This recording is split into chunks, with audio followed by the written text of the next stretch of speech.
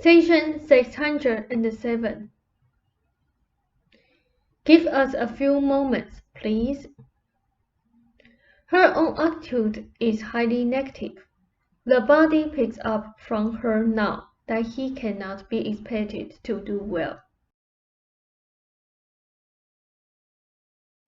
Earlier, she had a greater determination, a stronger faith that helped bring him through. With the years, however, she has become discouraged, and telepathically he knows this. She is too sorry for him. She is also projecting the negative picture into the future. She feels beaten by the situation. A circle of reaction has formed about the family therefore, that so far is self-perpetuating. This is not her fault. It is simply that the family has become weary, but the circle of reaction must be broken. She must in her mind begin to change the circumstances. She should do this mentally. The 2 books that Ruber usually suggests should be read and used by her. The boy should be encouraged to continue painting, regardless of the fact that she knows nothing about it. Particularly, he should be urged to use color. The mother must change her own feeling of helplessness, for this in itself becomes an added burden to the situation. In Greece, the young man was a senator, eternally brilliant, and emotionally immature and cold. He was very quick and impatient, particularly with the mental incapacity of others, yet he played upon their weakness in that regard.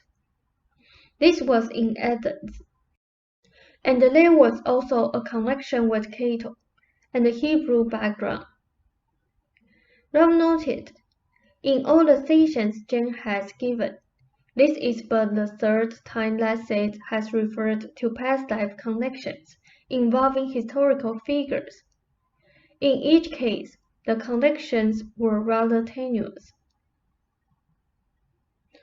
They said, in this life, or rather before incarnating in it, the personality then chose to purposely minimize the intellectual area, not now to punish himself, but to understand in and through an exaggerated form.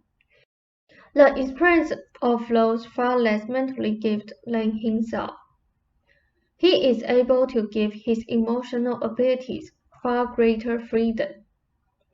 In all of these existences, he has been of an extravagant nature, impetuous, choosing extravagantly opposite experiences.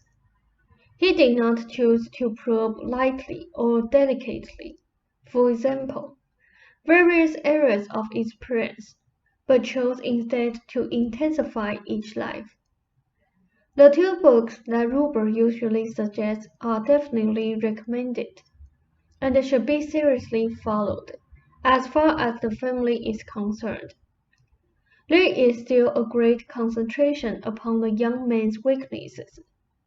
This leads to further weakness and non-achievement. The expectations must rise on the mother's part, the inner expectations.